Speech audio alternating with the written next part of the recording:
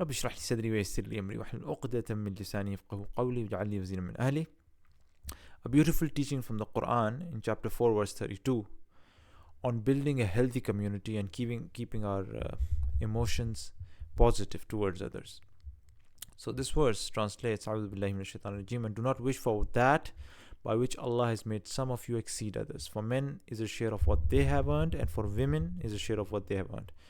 And ask Allah of His bounty. Indeed, Allah is ever of all things knowing. Now, for Maulana Maududi's footnote on this, I'll show you, read it to you. This verse embodies a very important directive. By heeding it, man would be able to achieve a great measure of peace and tranquility. God has not created all men alike. Some are handsome while others are ugly. The voices of some are sweet and those of others repulsive. Some are physically strong, others are weak. Some have sound limbs, others have inherent deformities. Some possess outstanding physical and mental abilities while others lack them. Some are born in favorable circumstances, others not. Some have been endowed with more resources than others. It is this diversity which gives variety to human civilization. If everybody was the same, had the same powers, same abilities, looked alike, this world would be like robots. And in fact, there would be no other function of the world except the exact same function. Nobody would do, we wouldn't have different people doing different jobs and producing different kinds of things. It is this diversity which gives variety to human civilization and hence serves a useful purpose. Whenever man superimposes distinctions of his own over and above this natural inequality, he disrupts the natural order of things and paves the way for corruption. Likewise, when anyone attempts to obliterate all differences between human beings, he in fact engages in a war against nature and inflicts wrongs of another kind. Man is naturally inclined to feel uneasy whenever he sees someone else ahead of him. Yes, this is the challenge, right? This is the test here.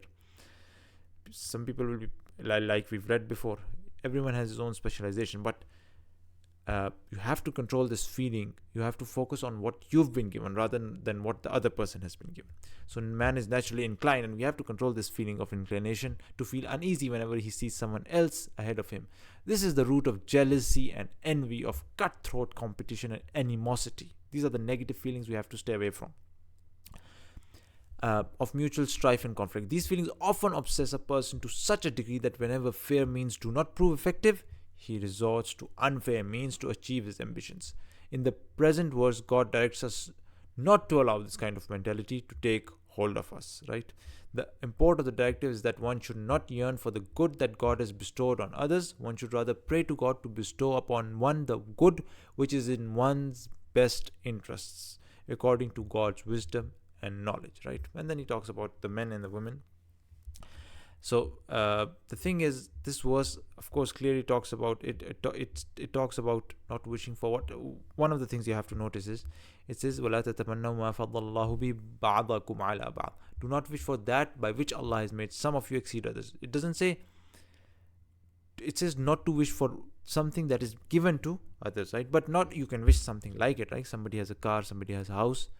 You don't want that exact house or that exact car, but you can ask God to give you another car, another house, right? Do not wish for that by which Allah has made some of you exceed others, right? Not to take away His the favors that God has given him, right? Not to take away His luxuries, but ask Allah for more of it, right? And God, by His wisdom and His knowledge, He knows what best to give you and what to keep you away from, right?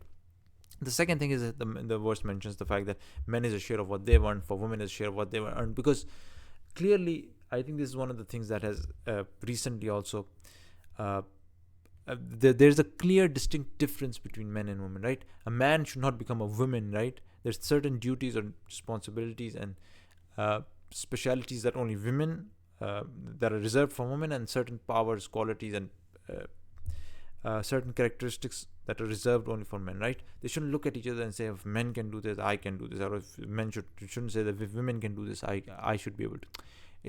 This is how nature is, right? Women have their own certain physique and their own capabilities. Men have their own capabilities, right? And one more thing is that in reality, this is how things are, right? It's not like, for example, if you think in nature, if you think about, like, let's say a squirrel which can, let's say, climb up a tree, And a mountain cannot climb up a tree, right? It's an inanimate object anyways. So a mountain, should it feel jealous because it can't climb up a tree? Just think about it, right? Mountain has its own purpose. It has its own strength. It has its strength in not being able to move. A squirrel has its strength in being able to climb up trees, right? So each thing in nature has its own purpose. It can become jealous of the other thing. Likewise, within human beings have their own powers and their own characteristics, and they should use that. Somebody is mentally strong, he should use intellect to benefit humanity. If somebody is physically strong, he should use his physical strength to benefit humanity, right? Everyone has his own kind of mindset, and by not focusing on what you've been given, you become blinded to all the blessings and favors and powers and strengths that you have, and you look at others, and in fact you weaken your own powers and strengths. In fact, you ignore your own powers and strengths that you could have used to benefit others and strengthen yourself, right?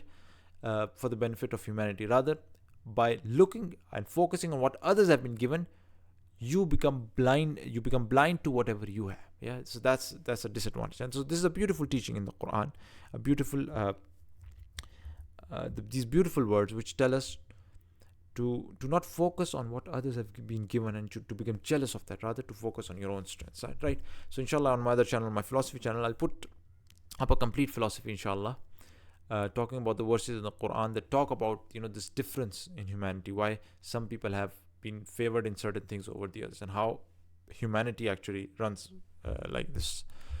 With that, subhanakallahumma wa bihamdik, ashhadu an la ilaha illa anta, astaghfiruka wa atubu ilaik.